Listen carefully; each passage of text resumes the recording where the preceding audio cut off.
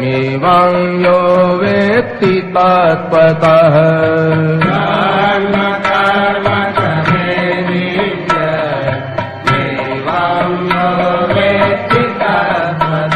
त्यक्त्वा देहं पुनर्जन्म नयति मामेति सोऽर्जुन पुनर्जन्म नयति मामेति वीतराग भयक्रोधा मन्मया मामुपाश्रिताः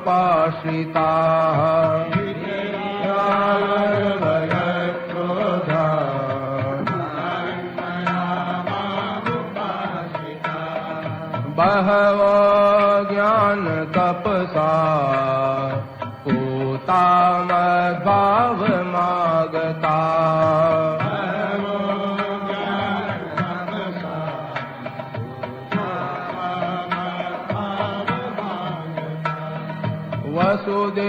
वसुदेवसुतं देवं कंसचाणूरमर्दनम्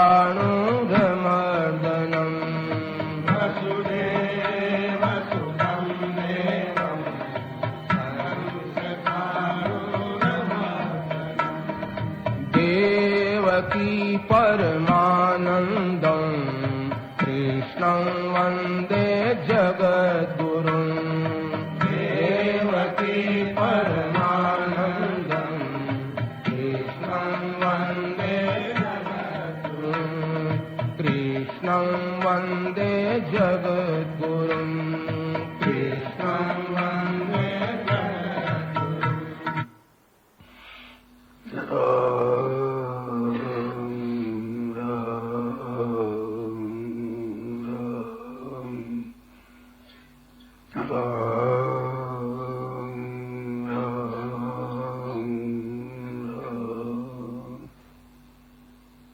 अभी इस समय में सावधानी की बड़ी आवश्यकता है। हरदम सावधान रहे, हरदम पतन की तरफ प्रवाह बह रहा है।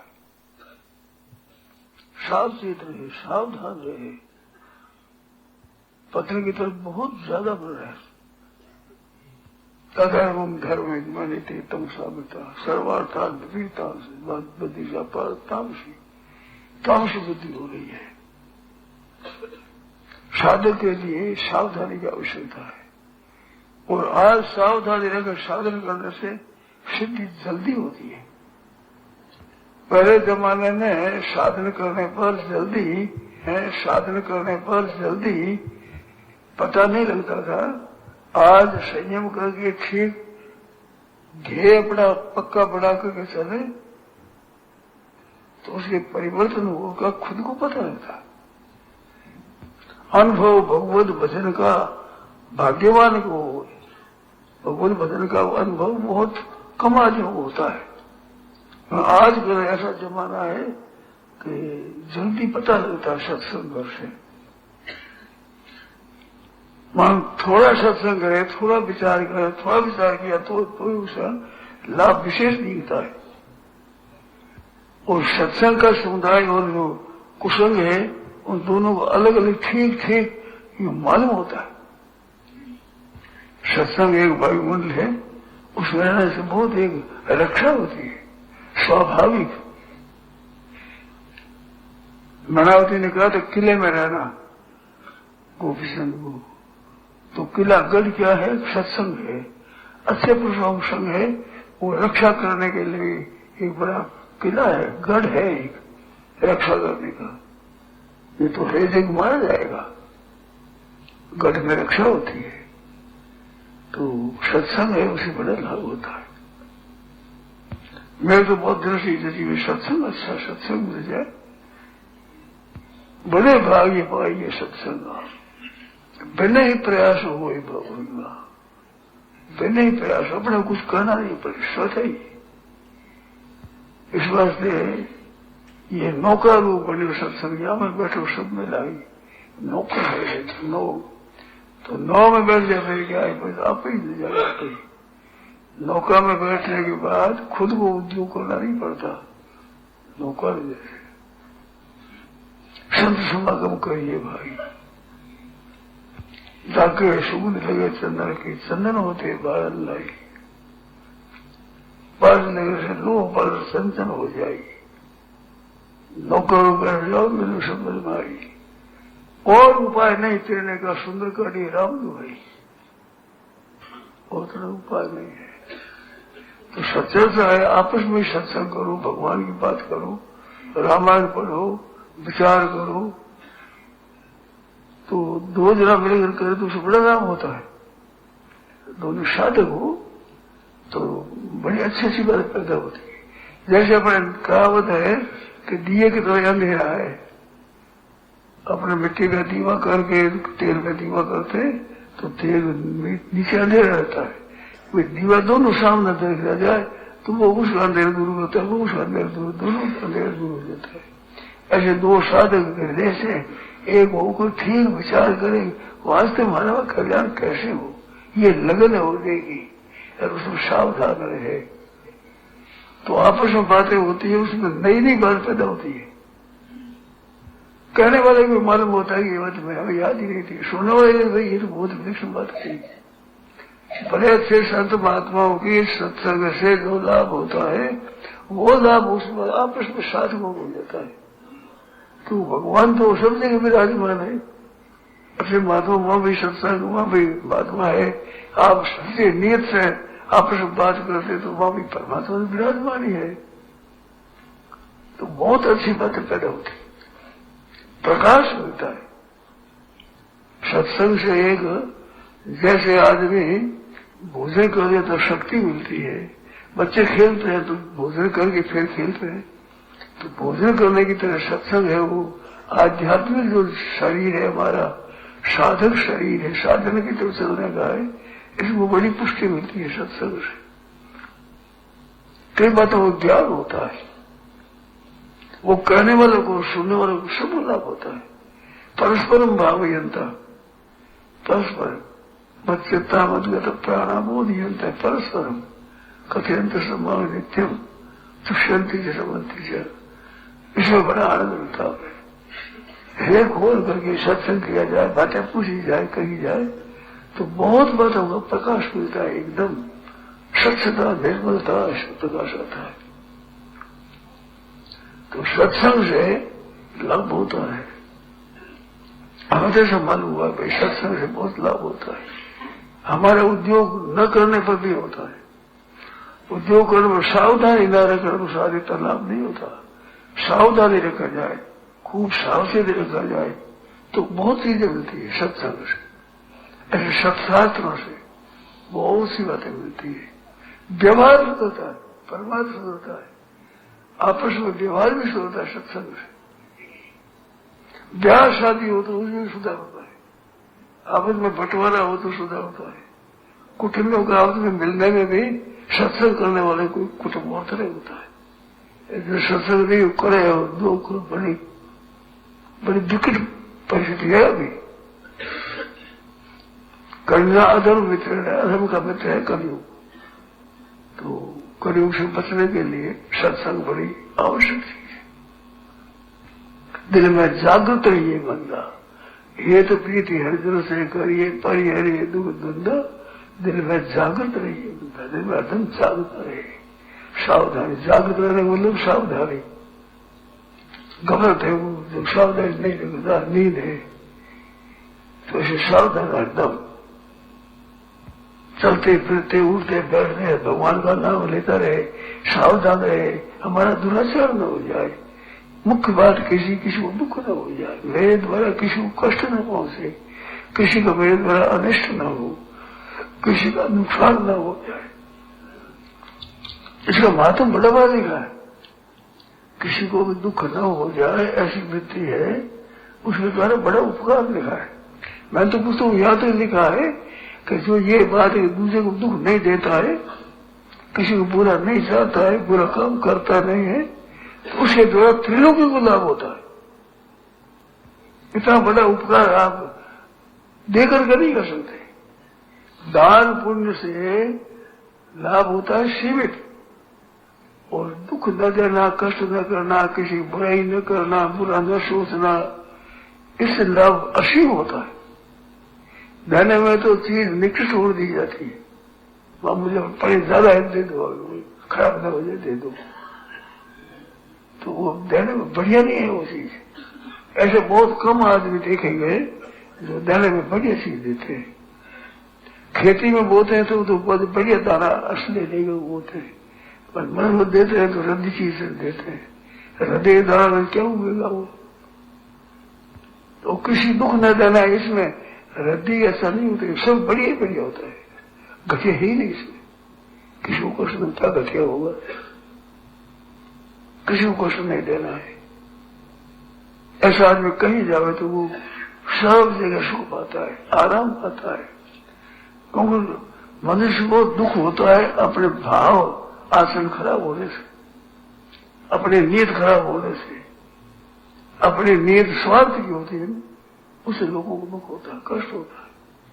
ममता करते हैं पदार्थों पर, तो पदार्थ अशुद्ध हो जाते हैं, आपका खून का पतन होता है। जितना इनका त्याग कर देता है दूसरों के हित के लिए, किसी को कभी कष्ट न हो। डरते रहो ये जिंदगी बेकार न हो जाए, सपने में भी किसी जीव का अपकार न हो जाए। वो दूसरों का अपकार होता है, वो हमारा होता है, समझते नहीं है। समझते दूसरा नुकसान है, दूसरे का नुकसान होता है दो नंबर में, एक नंबर में होता है अपना नुकसान, अपनी वृत्तियां खराब होती है। जो काम करता है वो कार्य होता है, पीछे कर्ता पहले होता है। कर्ता में भाव आता है, फिर क्रिया में आता है। तो कर्ता शुद्ध होने से क्रिया शुद्ध होती है। अशुद्ध कर्ता काम करता है तो कर्ता खराब होता है। तो कर्तापन का भाव अपने में खराब हो तो हम खुद खराब हो जाएंगे। इस बात से अच्छी नियत से दूसरे हित के लिए, दूसरे कल्याण के लिए, उपकार के लिए काम करें। किस तरह से सबका हित हो।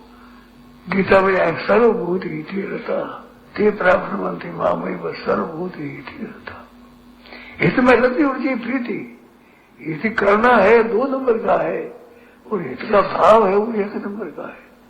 भीतर से सबका हित हो। सर्वे भवन्तु सुखिनः, सर्वे सन्तु निरामया, सर्वे भद्राणि पश्यन्तु मा कश्चित् दुःख भाग् भवेत्। सबके सब सुखी हो जाए, सबके निरोग हो जाए, सबके आनंद मंगल ही रहा, किसी के दुख न हो, कष्ट न हो। तो दूसरों का तो सुख होगा कि नहीं होगा, पर अपने को सुख हो ही जाएगा। अपनी नीयत अच्छी होने से बड़ा लाभ होगा। दूसरा हमारे पास दोषारोपण करेगा तो भी दुख नहीं होगा भीतर। हमारी नीयत अच्छी है, हमारा भाव अच्छा है, हमारी क्रिया अच्छी है, हमारा उद्देश्य अच्छा है, ऐसा विचारो। अपनी अच्छाई के ऊपर ध्यान देने से आदमी को बड़ी शांति मिलती है।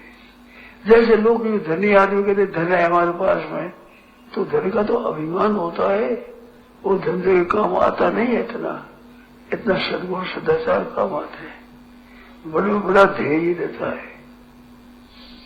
बड़े बड़े बलवान भी दुराचार करते। रावण भी सीता जी की चोरी करने के लिए गया तो भयभीत होता है, बड़े बड़े को भय होता है अपनी नीयत खराब होने से। और अपनी नीयत रहने से कोई कुछ भी कहे निश्चिंत होता है, निर्भय होता है, शांति रहती है भीतर।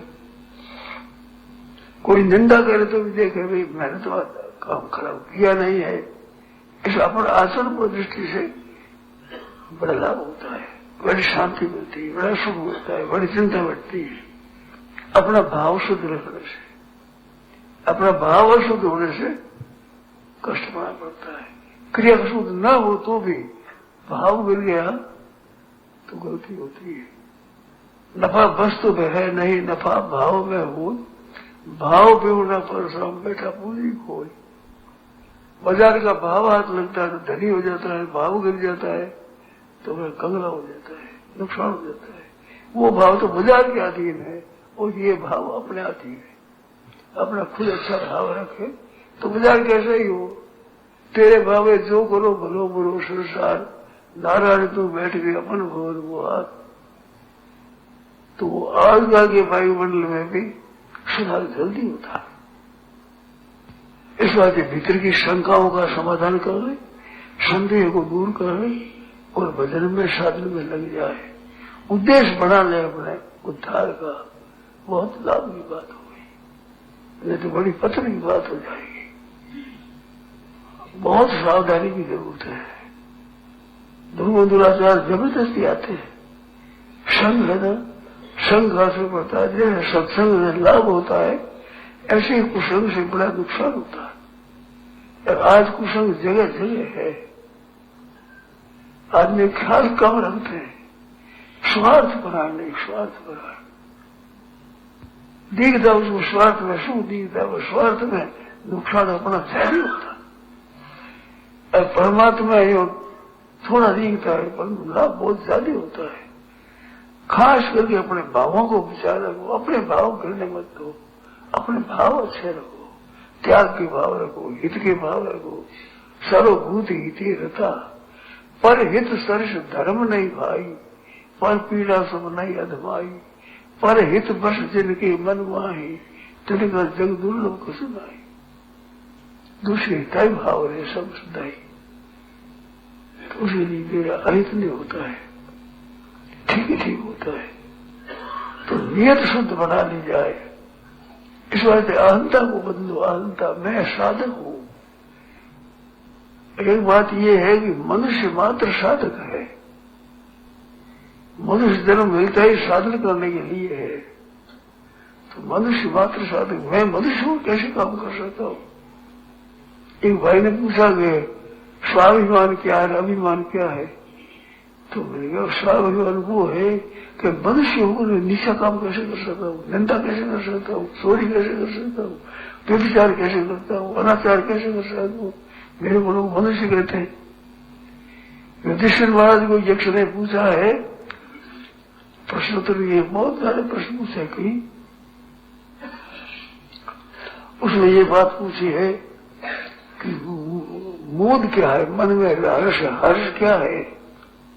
कहे पंचम दिन अथवा छठे शाख पचत निज गया, बिन प्रवास और कर्ज बिन मोद जगदान थे। अन्न भी नहीं मिलता, रोजीना पत्ती खाकर के ही नाम करता है, बोला अपने घर पर बैठा है, कर्ज नहीं है किसी का, और किसी का हासिल आए तो नहीं करता।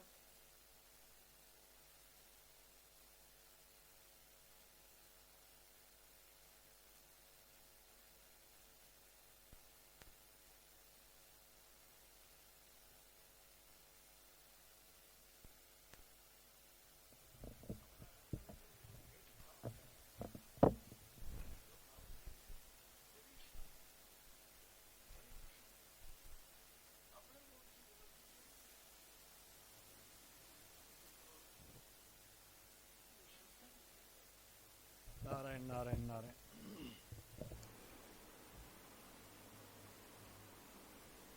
राम राम राम। हमें तो स्वामी जी महाराज जी का सुनने में बड़ी शांति मिलती है, तो लगता बस इसी को सुनते रहें। वास्तव में बड़ी खुराक मिलती है इससे। मेरे नाथ, आप अपनी सुधामयी सरल समर्थ पतित पावनी अहेतु की कृपा से दुखी प्राणियों के हृदय में त्याग का बल एवं सुखी प्राणियों के हृदय में सेवा का बल प्रदान करें, जिससे वे सुख दुख के बंधन से मुक्त हो आपके पवित्र प्रेम का आस्वादन कर कृतकृत्य हो जाए। हे नाथ, हे मेरे नाथ, मैं आपको भूलूं नहीं। नारायण नारायण। क्योंकि स्वामी जी महाराज जी बहुत अच्छी बात बता रहे थे सावधानी के बारे में, और ये हम अपने जीवन में देखते भी हैं कि वास्तव में सावधानी की कमी है।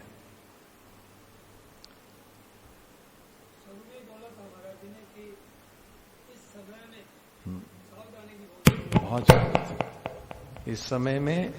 और जो स्वामी जी का समय था अब उसमें और इसमें तो और भी ज्यादा फर्क पड़ गया, बहुत फर्क पड़ गया, बहुत फर्क पड़ गया। तो ऐसे में तो बहुत ही ज्यादा विशेषता से सावधानी की आवश्यकता है। और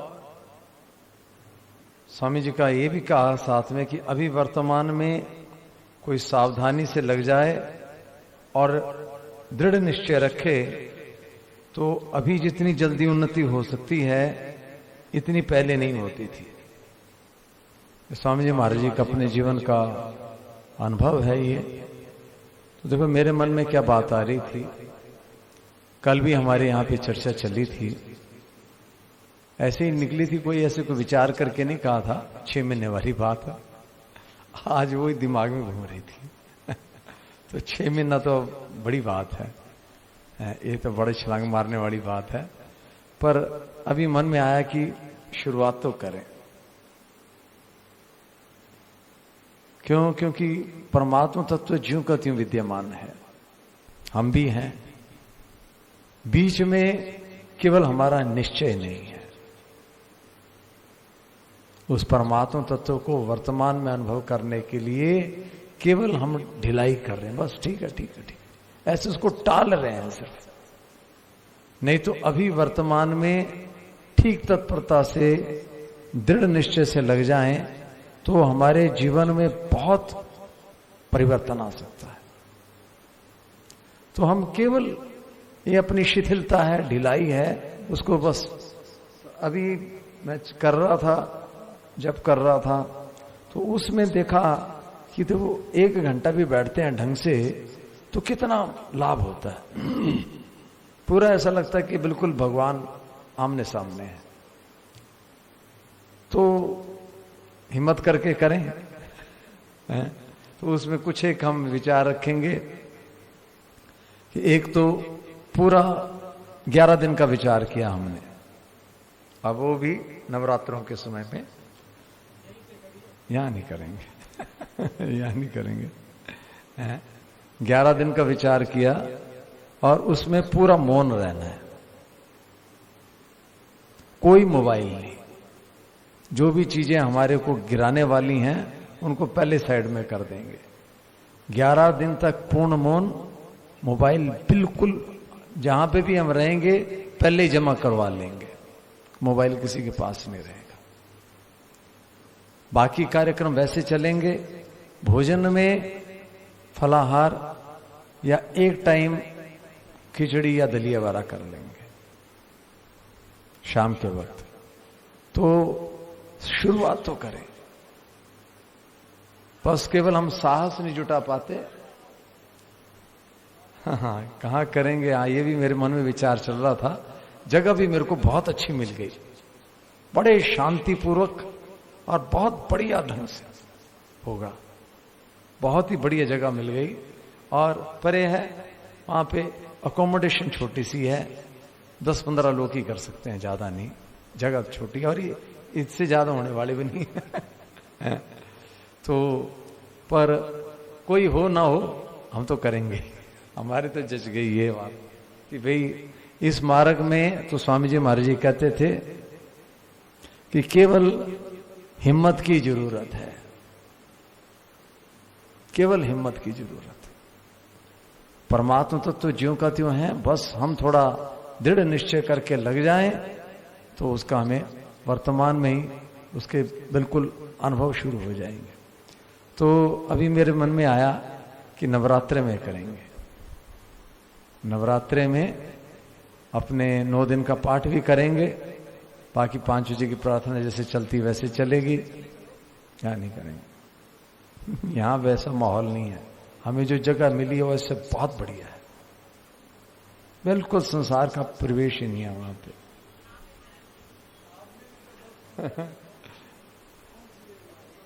हैं? हैं? नहीं, जगह नहीं बताएंगे अभी। हाँ, जो कोई हो जरूर आए।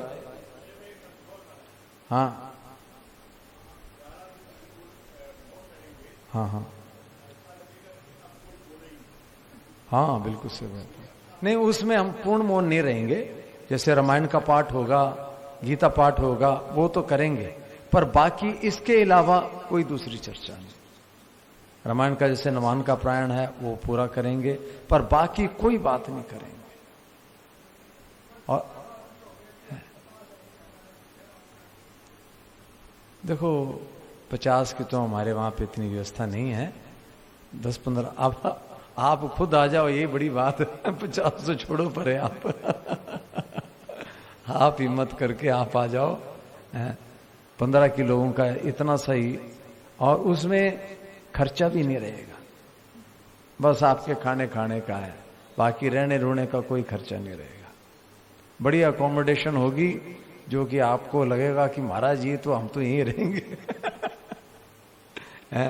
कोई रहने रोने का कोई चार्जेस नहीं, और कोई खटपट भी नहीं, बिल्कुल शांति से। आपका मन ऐसा करेगा कि ये तो साल में 3-4 बार करें हम। तो क्योंकि ये मैं देखता हूं विपश्यना वालों को देखता हूं मैं, तो मेरे को बड़ा आश्चर्य होता है कि वहां पे कोई प्रवचनबाजी नहीं है। यहां पे प्रवचनबाजी बहुत ज्यादा है, प्रैक्टिकल काम बहुत कम है। सुबह कुछ, दोपहर को कुछ, शाम को कुछ, बस सुनना ही रह जाता है। और वहां पे विपश्यना का उन्होंने कोई प्रवचनबाजी नहीं है, केवल शाम के वक्त घंटा भर उनकी कैसेट लगती है वो, और बाकी पूरा दिन सिर्फ एक टाइम भोजन करवाते हैं 11 बजे, और रोज के 12-13 घंटे बिठाएंगे वो। देखा होगा जिन्होंने किया, विपश्यना का कैंप लगाया हुआ है, 12-13 घंटे बिठाएंगे और पूर्ण मौन। और देखो उस संस्था की अपनी गीता भवन तो एक ही है, और उसकी 500 ब्रांचेस होगी भारत में, 450-500 ब्रांचेस होगी, और पूर्ण निशुल्क, पूर्ण निशुल्क। आपको अपनी इच्छा से जो देना सो दे दो, कोई मांग नहीं, कोई चार्जेस नहीं।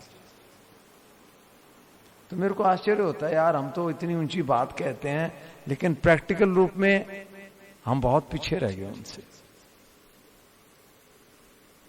प्रैक्टिकल रूप में। और वहां पे इतना अनुशासन रहेगा, इतना तो हमारे तो 3 टाइम सत्संग का रहता है, उसमें भी ढील मिल करते हैं। उसमें तो जितने भी हैं सबको उपस्थित होना है, ऐसा नहीं कि कमरे में बैठा बात भी नहीं करनी है। विपश्यना का कितना सुंदर ढंग से है, तो मेरे मन में आया उसी तर्ज पे काम करें। हमारे पास तो चीजें उनसे भी बहुत बढ़िया हैं, हमारे पास चीजें, बस हम साहस नहीं कर रहे, हिम्मत नहीं कर रहे। तो जो चीजें जहां से बढ़िया लगे वहां से लेके अपने ढंग से काम करें। हमारे महापुरुष तो देखो इतने श्रेष्ठ महापुरुष हुए हैं कि सब प्रकार से समर्थ, और बिल्कुल ऐसा था कि जैसे मैं कल ही बता रहा था कि पूज्य सेठ जी ने तो कहा कि जिसको मेरे दर्शन हो गए उसको सगुण साकार के दर्शनों की दरकार नहीं है।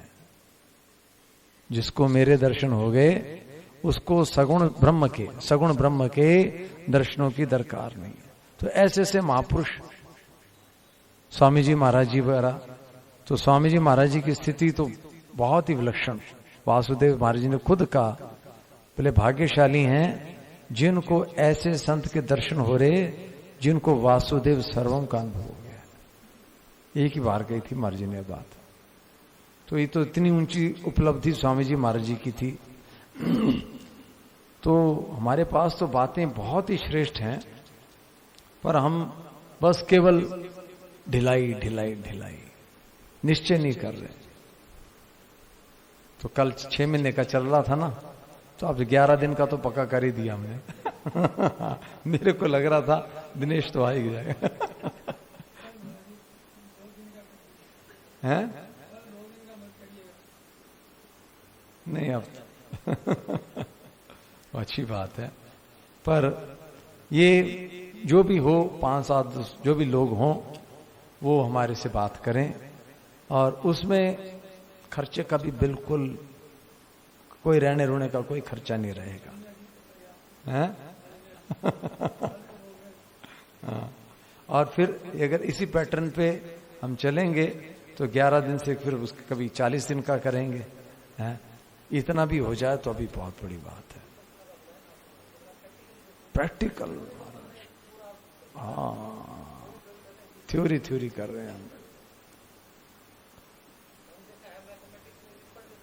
हम। हाथ से, हाँ। तो ऐसे ढंग से हम पैटर्न बनाएंगे जिसमें हर एक साधक को 4-5 घंटे बिल्कुल एकांत में, 3 घंटे कम से कम अपनी साधना भी करनी है, और बाकी जो अपना योग आदि का भी रहेगा, और आहार भी बिल्कुल संतुलित। और तो चलो अब हम सेठ जी का एक बड़ा सुंदर लेख है, मेरे को बहुत प्रिय है लेख, उसके ऊपर चर्चा करते हैं। देखो, इस बार का ये कार्यक्रम भगवान की कृपा से हुआ, बहुत अच्छा निकला। चित्तरंजन महाराज जी ने भी बड़ा मतलब जिम्मेवारी के साथ और बहुत ही तत्परता से लगे रहे, अच्छी बात लगी, और सबको लाभ हुआ इस कार्यक्रम से। हाँ, सबको लाभ हुआ इससे।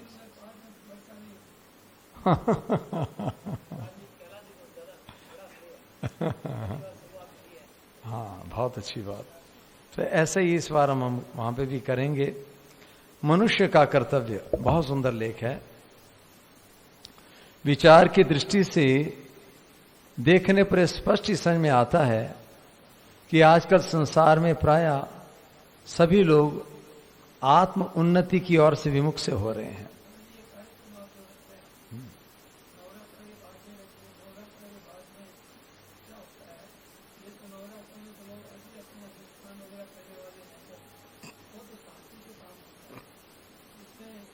नहीं, वो तो मैं यहां नहीं करूंगा, वहां पे करूंगा कहीं दूसरी जगह। हाँ, उसके बाद भी कर लेंगे। मेरा तो मन में यही चल रहा था कि इसी पैटर्न से जीवन बिताएं ऐसे। हाँ, 11 दिन का।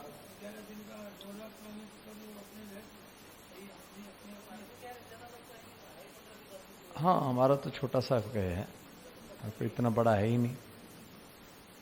शुरुआत तो करें। ऐसे बहुत ही कम लोग हैं जो आत्मा के उद्धार के लिए चेष्टा करते हैं। कुछ लोग जो कोशिश करते हैं उनमें भी अधिकांश किम कर्तव्य विमूढ़ हो रहे हैं कि क्या करें। थोड़ा बहुत आता भी है परंतु कोई साधन नहीं मिलता। श्रद्धा भक्ति की कमी के कारण यथार्थ मार्गदर्शक का भी अभाव सा हो रहा है। समय, संग और स्वभाव की विचित्रता से कुछ लोग साधन की इच्छा होने पर भी अपने विचारों के अनुसार चेष्टा नहीं कर पाते। इसमें प्रधान कारण अज्ञता के साथ साथ ईश्वर, शास्त्र और महर्षियों में अश्रद्धा होना है। परंतु ये श्रद्धा किसी के करवाने से नहीं हो सकती। श्रद्धा संपन्न पुरुषों के संग और निष्काम भाव से किए हुए तप, यज्ञ, दान, दया, भगवत भक्ति आदि साधनों से हृदय के पवित्र होने पर ईश्वर, परलोक, शास्त्र और महापुरुषों में प्रेम और श्रद्धा होती है। श्रद्धा ही मनुष्य का स्वरूप है। इस लोक और परलोक में श्रद्धा ही उसकी वास्तविक प्रतिष्ठा है। श्री गीता जी में भी कहा है, सत्वानुरूपा सर्वस्य श्रद्धा भवति भारत। हे भरतवंशी भारत, सभी मनुष्यों की श्रद्धा उनके अंतःकरण के अनुरूप होती है तथा यह पुरुष श्रद्धामय है। इसलिए जो पुरुष जैसी श्रद्धा वाला है वह स्वयं भी वही है तथा जिसकी जैसी श्रद्धा है वैसे उनका स्वरूप समझा जाता है। अतः मनुष्य को सच्चे श्रद्धा संपन्न बनने की कोशिश करनी चाहिए। आप ईश्वर के किसी भी नाम या किसी भी रूप में श्रद्धा करें, आपकी श्रद्धा ईश्वर में ही समझी जाएगी, क्योंकि सभी नाम रूप ईश्वर के हैं। आपको जो धर्म प्रिय हो, जिस ऋषि महात्मा महापुरुष पर आपका विश्वास हो, आप उसी पर श्रद्धा करके उसी के अनुसार चल सकते हैं। आवश्यकता श्रद्धा विश्वास की ही है। ईश्वर, धर्म और परलोक आदि विशेष करके श्रद्धा के विषय हैं। देखो ये चीज जो है हम बड़े सुगमता से शुरू कर सकते हैं, करते भी हैं। जैसे वर्तमान में सबसे बढ़िया साधन बिल्कुल जो हम सब कर सकते हैं और जिसमें निश्चित रूप से हमें लाभ मिलेगा, निश्चित रूप से हमें लाभ मिलेगा, वो है भगवान नाम का जप।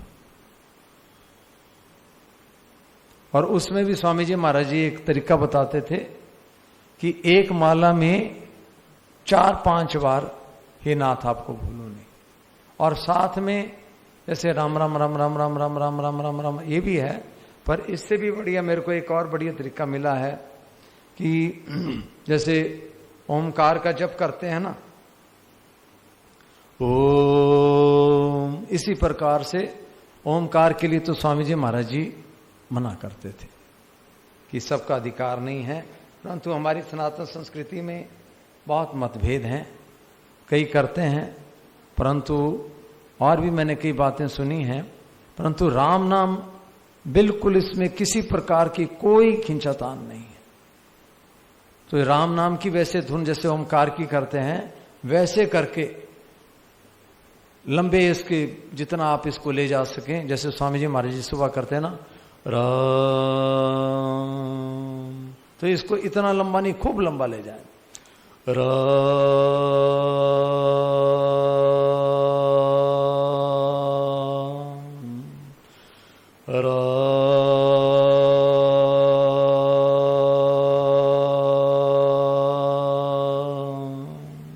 और हाथ में माला रखें और माला में मन ही मन करते रहे हे नाथ आपको भूलो नहीं। ये इतना बढ़िया साधन है। और श्वास के साथ जैसे आप लंबा पूरा, जब तक आपका श्वास पूरा हो जाए पूरा आराम करते रहें, फिर श्वास को लेके फिर, तो इतना थोड़े ही क्षण, आधे के घंटे में ही आप बिल्कुल एनर्जी से भर जाओगे। आधा घंटे में भी आप, मैंने आपको बताया था, ऐसा करके देखें, आपको बिल्कुल शरीर मन प्राण आदि में एक बिल्कुल ये आ जाए। नहीं तो अभी हमें लगता है यार हमारे बस की बात नहीं, हमारे से होगा कि नहीं होगा, क्योंकि कोई भी काम करने के लिए सामर्थ्य शक्ति चाहिए। तो इस प्रकार से श्वासों के साथ और भगवान की प्रार्थना भी, हे नाथ मैं आपको भूलूं नहीं, और सबसे पहले भगवान के शरण हो जाएं, बिगड़ी जन्म अनेक की सुधरे अब हूं आज, होई राम को नाम जपू तुलसी तज कुसुमाज। तो हाथ में माला ले लें, पहले भगवान के शरण हो जाएं और इस प्रकार से लंबी धुन लगाएं और मन ही मन प्रार्थना करते रहें, तो आपको लगेगा कि आप में कितनी शक्ति आ गई। ये जो हम ऐसे टूटे रहते हैं ना कि हमारे से होगा नहीं होगा, हम, ये सारी ढिलाई आपकी 10-15 मिनट में दूर हो जाए, क्योंकि सारा बल जो है ना ये प्राणों में है, सारा बल यहां पे है, पर हम इसका इस्तेमाल ही नहीं करते। एक दिन मैंने पहले इसका एक दृष्टांत भी दिया था कि ढालेगांव में 2 बार गया, तो वहां बिल्कुल गोदावरी के नदी के तट पे बना हुआ है ढालेगांव। तो वहां पे जो गोदावरी नदी है वो साल में 3-4 महीने, 2-3-4 महीने चलती, बाकी टाइम सूख जाती हो। तो अब सरकार ने क्या किया, हर 10-15 किलोमीटर के आगे बांध बना दिए। अब इतनी विपुल, इतनी मतलब जल राशि इकट्ठी कर ली, ये गंगा का पाट छोटा है और कम से कम 50 फुट ऊंचा, इतना पानी का स्तर, और मतलब यहां से जितना पार, तो ऐसे देखने से और इतना पानी। तो 15-15 किलोमीटर पे उन्होंने बांध बना दिए, 15-20 किलोमीटर पे पानी को रोक लिया और उसको सिंचाई में काम में ले रहे हैं। और नहीं तो वो सारा 2-3 महीने में समुद्र में जाके चला जाता, खत्म, फिर सूखा का सूखा।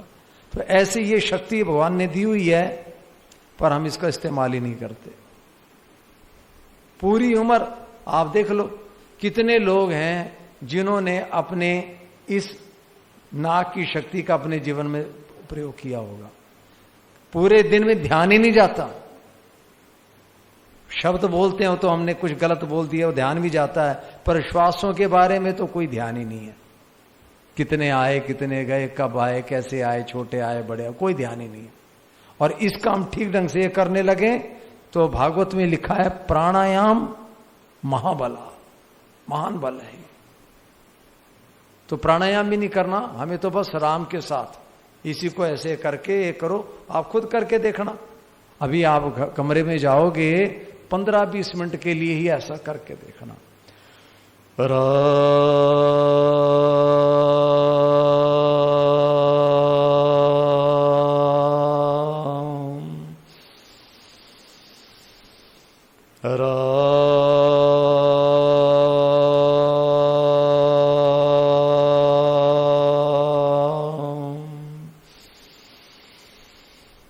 ऐसे करके देखो, सारा बल यहां पे है, पर ये इसकी और हमारी ध्यान ही नहीं है।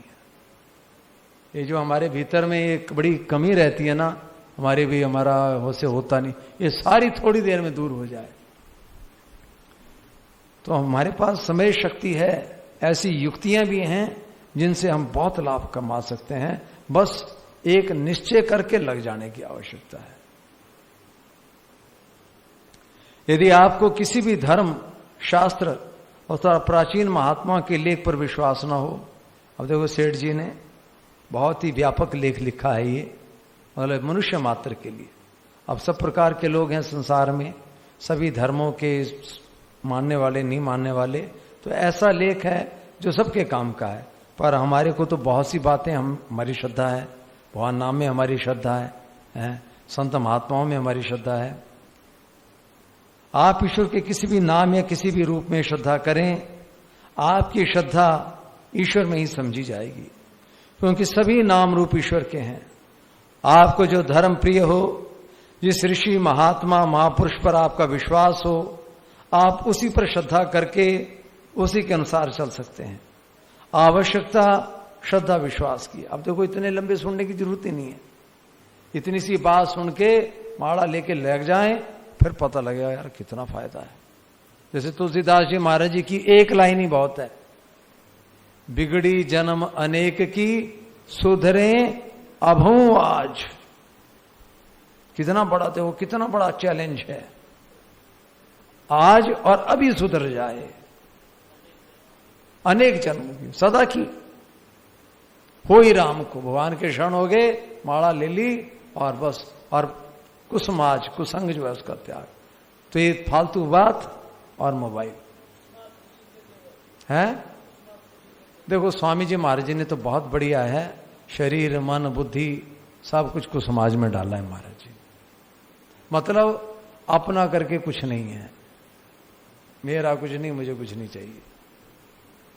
स्वामी जी ने तो लिया है। और वैसे सामान्य रूप से ऐसे जिसको हम कुसंग समझते हैं उसको कुसंग मान लें, जो अपनी दृष्टि से दिखता है। पर स्वामी जी महाराज जी का शरीर से अपनापन नहीं है, हाँ स्वामी जी ने तो यही लिया हुआ है। बाकी हम दृष्टि करें ये बुरा, तो उसमें तो मतलब एक तरह का अभिमान आता है, दोष दृष्टि बढ़ती है। तो सबसे बड़ा कुसंग तो यही है कि हम परमात्मा के अंश और मान रहे शरीर अपने आप को।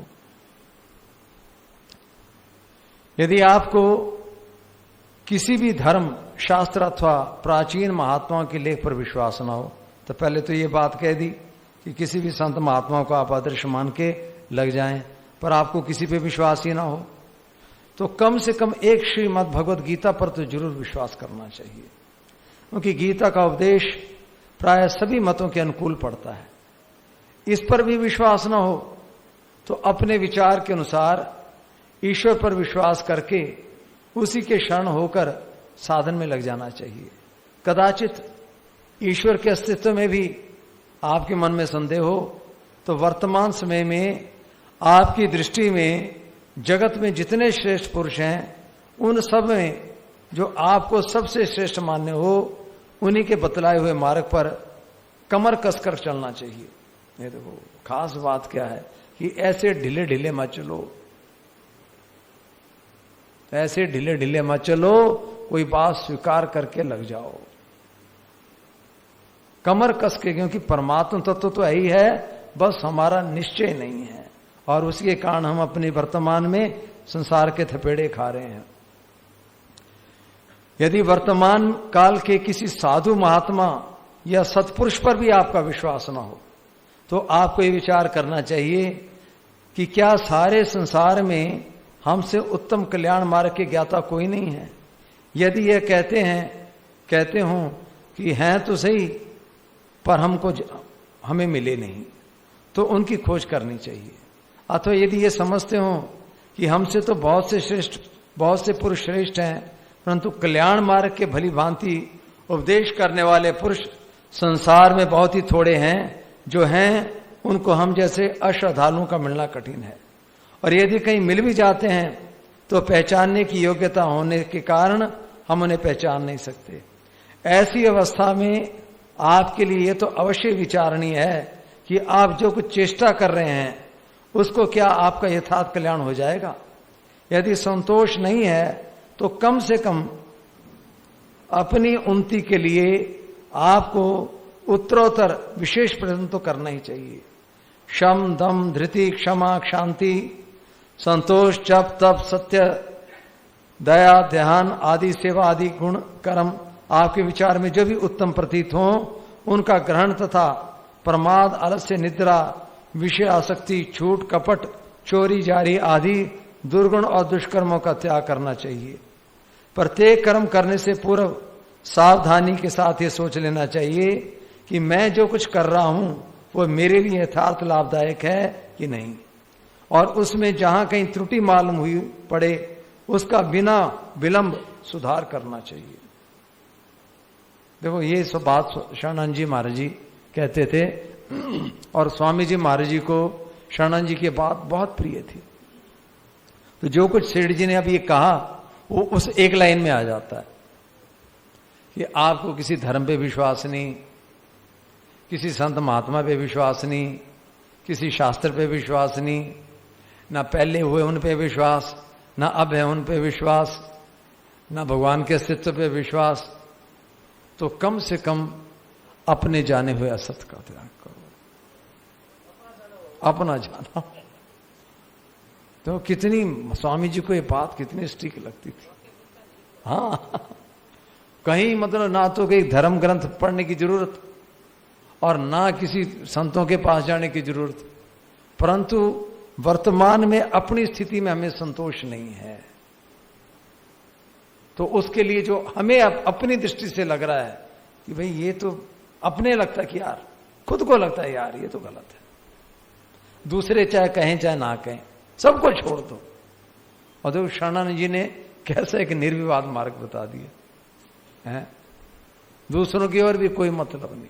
हमें लगता है कि भाई हम ठीक हैं, हमें अपनी दृष्टि से ठीक लग रहा है, अब दुनिया जो मर्जी कहे, क्यों है जाने व सत का त्याग है। और इसको भी छोड़ो, वैसे महाराज जी ने बताया था कामना, वर्तमान में हम जीना चाहते हो कामना के अंतर्गत लिया था, उसको भी छोड़ो। अभी हमें जो लगता है वो तो स्वामी जी को लगता है वैसा, हमें लगता है अपनी दृष्टि से कि जैसे बीड़ी सिगरेट पीना तो यार गलत है, उसको छोड़ दो। अब मान लो थोड़ी खबरें वगैरह देखते हैं, उसमें भी थोड़ी ग्लानि होती है कि यार मिलता क्या है रोज रोज सुनने से, उसको भी छोड़ दो। मोबाइल में दे जाते हैं, हमें लगता है यार टाइम ही तो खराब होता है। जो आपको खुद को लगता है, कितनी स्वतंत्रता दे दी। हाँ हाँ, जो हमको खुद को लगता है, इतनी स्वतंत्रता। उठो जागो और महापुरुषों के समीप जाकर उनके द्वारा तत्व ज्ञान के रहस्य को समझो। कविगण इसे तीक्ष्ण क्षूर के धार के समान अत्यंत कठिन मार्ग बताते हैं। उत्तिष्ठता जाग्रता प्राप्य वरान निबोधता क्षुरस्य धारा निशिता द्रत्या दुर्ग पथस कव्यो दरवदंती। कठोपनिषद में आता है कि मार्ग जो है ना, ये तीक्ष्ण तलवार के धार के ऊपर चलने, परंतु फिर भी अब देखो तीक्ष्ण धार के अनुसार तो बताते हैं, परंतु नाम जब कीर्तन रामायण पाठ में यहां पे कौन सी तीक्ष्ण धार लगती है? इन मार्गों का अगर हम अवलंबन करें तो कौन सी, तो बड़ा सुखद लगता है, बड़ा आनंदमय लगता है। तो ऐसे हमें साधन मिल जाए, जैसे गोस्वामी जी ने भी लिखा हुआ ना कि अब इतनी बड़ी नदी है, अब इसको पार करना महाराज मर जाएंगे। पार करना पता नहीं कैसी कितनी गहरी है, इतना तेज भाव, और यदि ऊपर से कोई पुल बना दे तो भले चिंटी भी चली जाए। तो ऐसे ही इन संत महापुरुषों ने इतना बढ़िया पुल बना दिया हुआ है कि हमारे जैसे भी आराम से पार निकल जाए भगवान नाम का आश्रय लेके। और स्वामी जी महाराज जी तो भगवान नाम से भी ज्यादा भी हम सुन रहे थे ना, तो क्या बता रहे थे? सत्संग। स्वामी जी महाराज जी को तो सबसे श्रेष्ठ सत्संग का मार्ग, और खुद हम देखते हैं सत्संग में जितना हमारे को ये होता है, कमरे में भी उतने ढंग से हम सदुपयोग नहीं कर पाते। परंतु सत्संग में महापुरुषों की वाणी सुनते हैं, उनके लेख आदि सुनते पढ़ते हैं, तो कितनी एकदम तत्काल हमारे को एक जागृति होती है। यदि मनुष्य अपनी बुद्धि के अनुसार इस लोक और परलोक में लाभ देने वाले कर्मों में प्रवृत्त नहीं होता, तो इसको उसकी मूर्खता, अकर्मण्यता और आलस्य के अतिरिक्त और क्या कहा जा सकता है? जो जानबूझकर प्रमाद, आलस्य, निद्रा और भोगों से चित्त को हटाकर उसे सन्मार्ग में नहीं लगाता और पतन के मार्ग में आगे बढ़ता जाता है, वह स्वयं ही अपना शत्रु है। कितनी बढ़िया बात है। देखो, अब हमारे पास समय है, शक्ति है, समझ है, अब लगना हमारे ऊपर है। निश्चय करके हम तत्परता से लग जाएं, कितनी हमारे को शांति मिलेगी। यदि इस मनुष्य शरीर में इस परमात्म तत्व को जान लिया जाएगा तो सत्य है, यानी उत्तम है, और यदि इस जन्म में उसको नहीं जाना तो महान हानि है। धीर पुरुष संपूर्ण भूतों में परमात्मा चिंतन कर, परमात्मा को समझकर इस देह को छोड़ अमृत को प्राप्त होते हैं। तात इस देह से प्राणों के निकल जाने पर वे अमृत स्वरूप परमात्मा को प्राप्त हो जाते हैं। मनुष्य को अपनी उन्नति का यह मार्ग स्वयं ही चलकर तय करना पड़ता है, दूसरे के द्वारा यह मार्ग तय नहीं होता।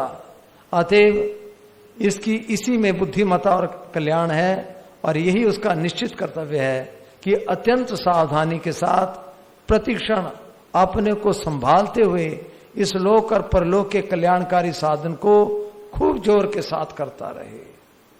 प्रमाद, आलस्य, भोग, सबसे ज्यादा प्रमाद, आलस्य, ये इतने बड़े बड़े रिपू हैं ये प्रमाद। अब जाएंगे बिना मतलब से ऐसे टाइम खराब करेंगे, हैं?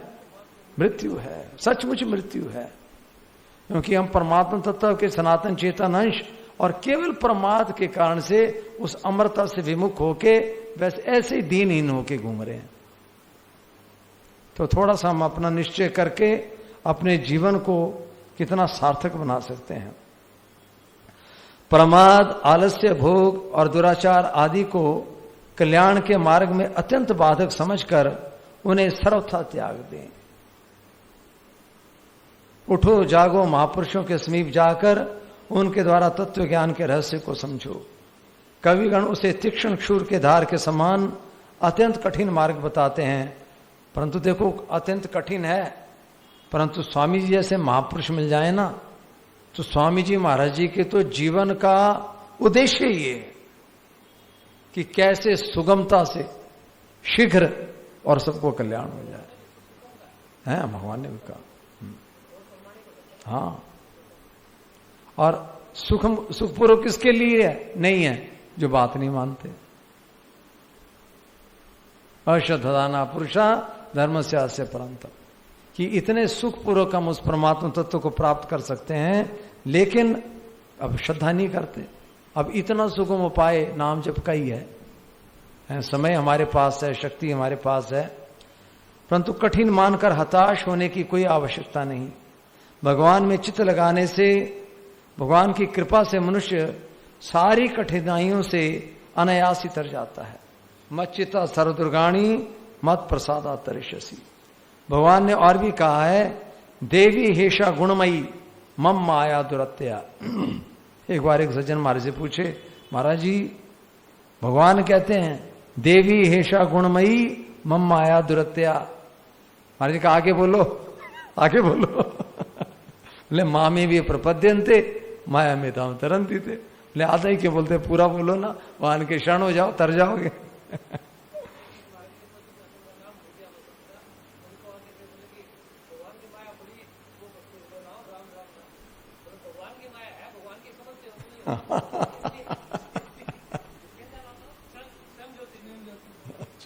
अच्छा,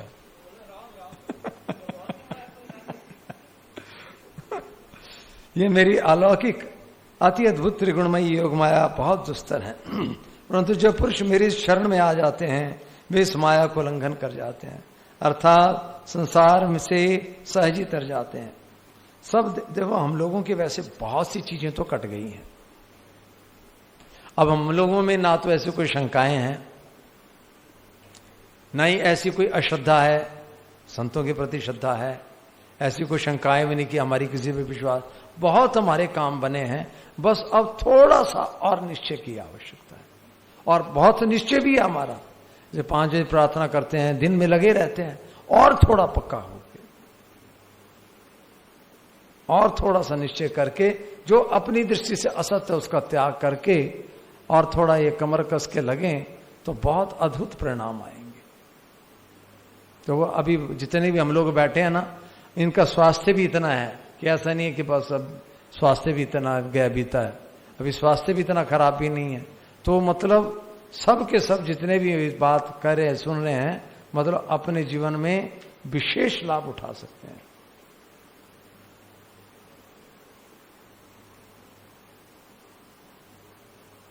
वह परम अभय पद को प्राप्त हो जाता है, उसके अंतर में शोक मोह का आत्यंतिक अभाव रहता है, उसको सदा के लिए अटल शांति प्राप्त हो जाती है, और उसके आनंद का पार ही नहीं रहता।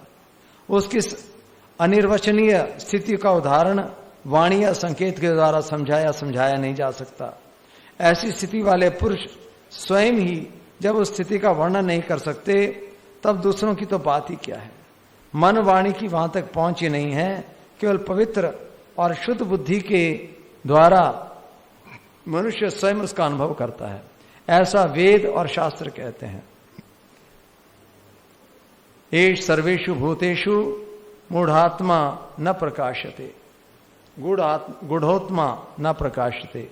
संपूर्ण भूतों के हृदय में छिपा हुआ यह आत्मा सबको प्रतीत नहीं होता, परंतु ये सूक्ष्म बुद्धि वाले महात्मा पुरुषों से तीक्ष्ण और सूक्ष्म बुद्धि के द्वारा ही देखा जाता है। तो ऐसे देखो स्वामी जी महाराज जी विवेचन करते हैं और सीधी हमारी दृष्टि डलवा देते हैं। अभी कल परसों हमने कैसेट लगाई थी ना, वही वाली, कि देखो अभी जीवन मुक्ति अभी हो जाए। तो अभी देखो 10 के मिनट उस कैसेट को फिर से सुनते हैं। वो कैसेट मेरे को बहुत प्रिय है, मैं तो कमरे में जाके उसको बार बार सुनता रहता हूं, क्योंकि सुनने मात्र से छठ उस पर परमात्मा में पूर्ण ये चली जाती है। तो 10 के मिनट उसको सुन लेते हैं और फिर उसके बाद 15-20 मिनट बढ़िया प्रेम से कीर्तन करेंगे, ठीक है।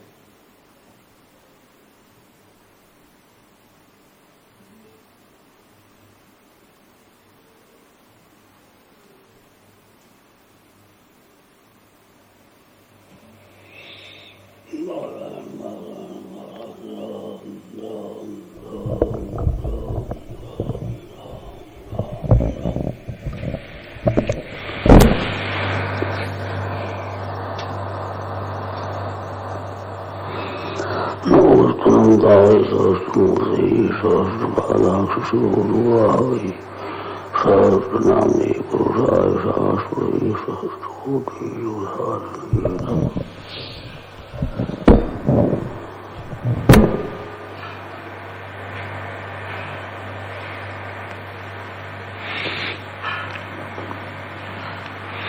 मेरे मन में ऐसी बात आई कि अपने सब के सब जीवन मुक्त हो सकते हैं। इसमें बड़ी भारी महिमा शास्त्रों में आती है। नहीं ज्ञाने न सदृशम पवित्र में विद्यते तो स्वयं योग शुद्ध कार्यनादि।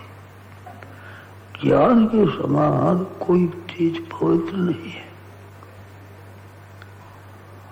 उसको स्वयं ही अपने योग से संसिद्ध होने पर प्राप्त कर सकता है। तो योग से समान कर्म योग की बात है। तो कर्म योग से सिद्ध हो जाए, ज्ञान योग से सिद्ध हो जाए, भक्ति योग से सिद्ध हो जाए, किसी साधन से सिद्ध होने पर उसको तत्व ज्ञान हो जाता है। उस तत्व की प्राप्ति स्वाभाविक सबको है। ये कोई नया काम नहीं है, नया प्राप्त नहीं करना है, स्वतः सबको प्राप्त है। उस स्वतः प्राप्त है, उसकी तरफ केवल दृष्टि करना है। जैसे हमारे पास चीज को देखा नहीं तो वो अच्छी पी जाती है, दृष्टा दिख जाती है।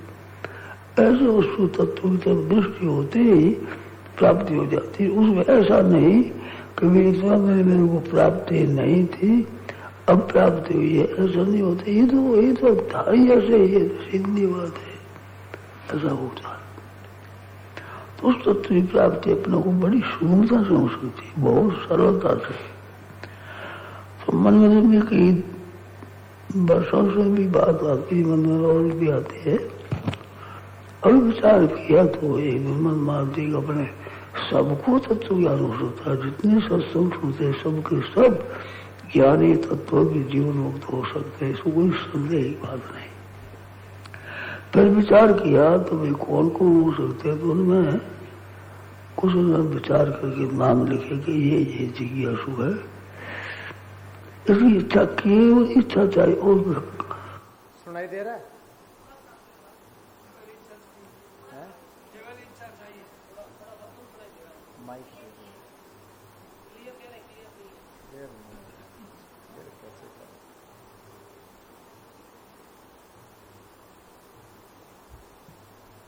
नारायण नारायण नारायण। तो स्वामी जी महाराज जी का 3 बजे वाला ही प्रवचन है, इसकी आवाज इसमें लगा के देखते हैं जरा। कुछ तो सही है, अंतर्गत शुद्धि बहुत चीज अच्छी आदर है, उसका समझाते हैं, परंतु उसी नहीं रचती बात। इस पर केवल कहने वाला, सुनने वाला ठीक सहमत हो गया तो बहुत हो जाएगा। जिज्ञासा तो चाहिए मन में, जिज्ञासा विरुद्ध कैसे हो? मन में जिज्ञासा हो तो बहुत सुगमता से और तत्व की प्राप्ति हो सकती है। अपने सुबह के समय जो बातें कहते हैं उनकी तरफ विशेष ध्यान नहीं देते हैं लोग।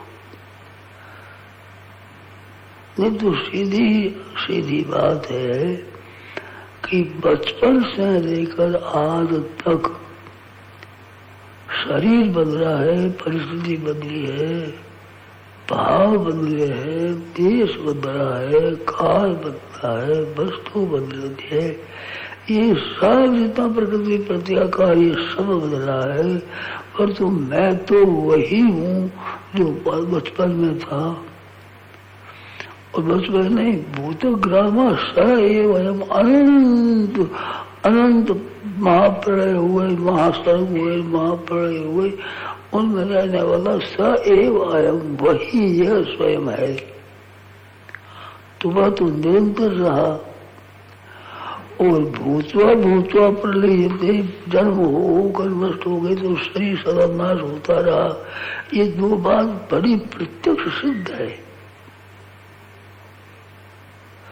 अब ये होकर नष्ट होता है, उसमें तो ये स्थिति रखता है, मानता है।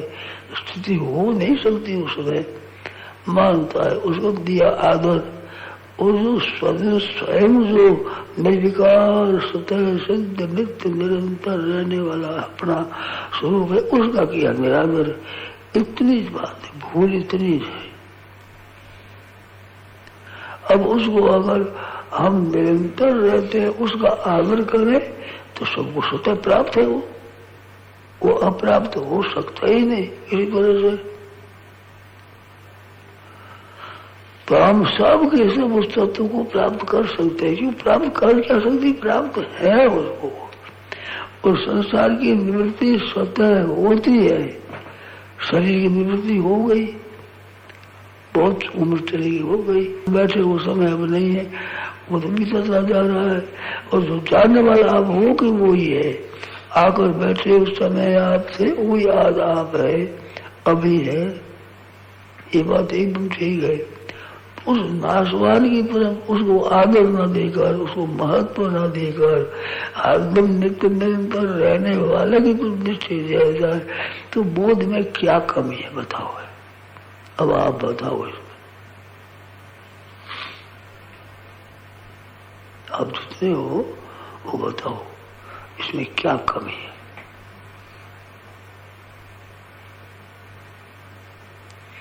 नासतो विद्यते भाव, ये आधा श्लोक इतना विलक्षण है, इसकी कोई मैं कह नहीं सकता। मैं आधा श्लोक 32 अक्षरों का श्लोक होता है, 16 अक्षरों में इतनी बात है।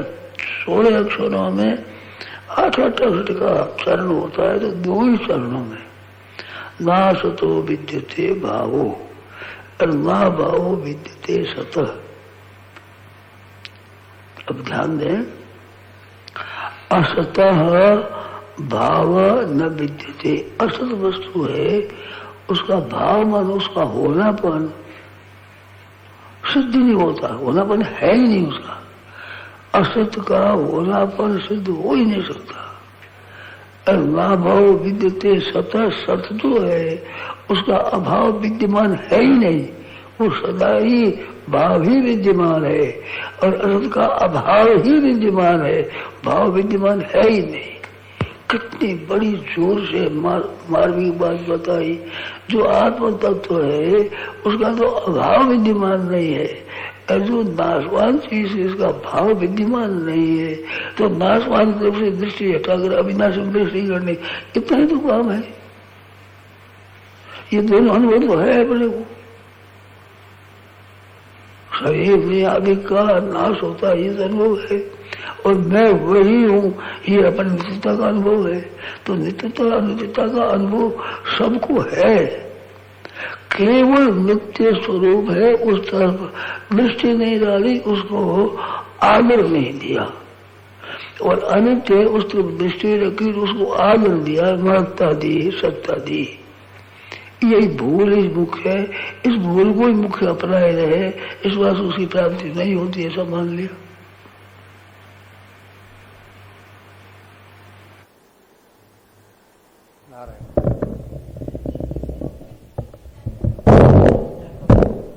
क्या क्या? हाँ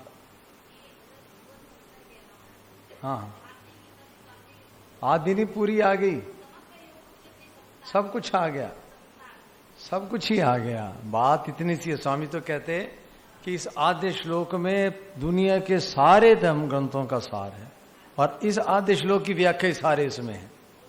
तो आधे में सारा काम हो जाता है, सब कुछ इसके अंतर्गत आ गया।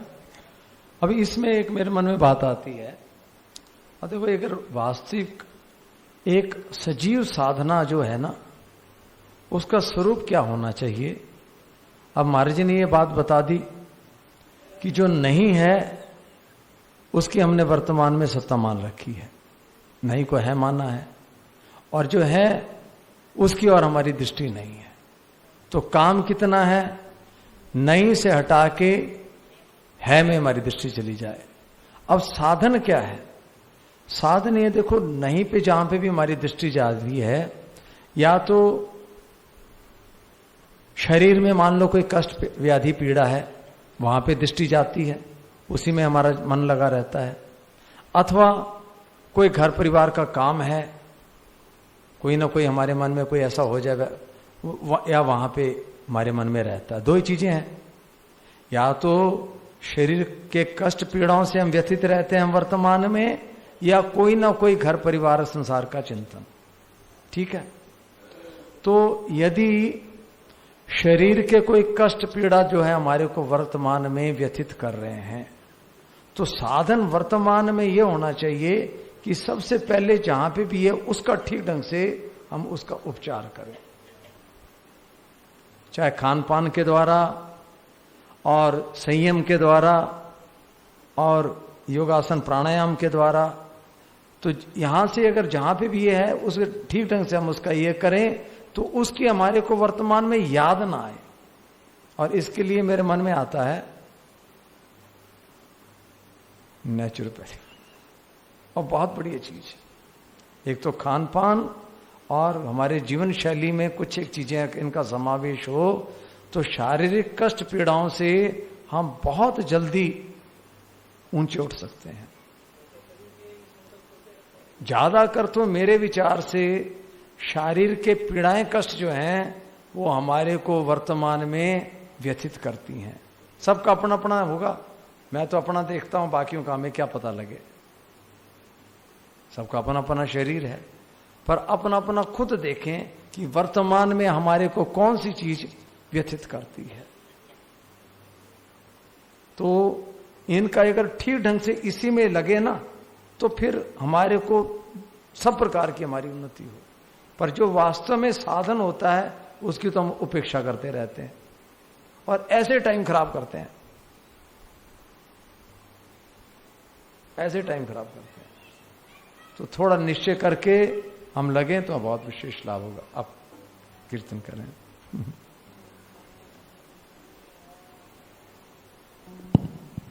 राम प्रभु के चरणों में सदा पुनि पुनि करो प्रणाम। यही कहूँ बोलूँ मैं मेरे प्रियतम श्याम।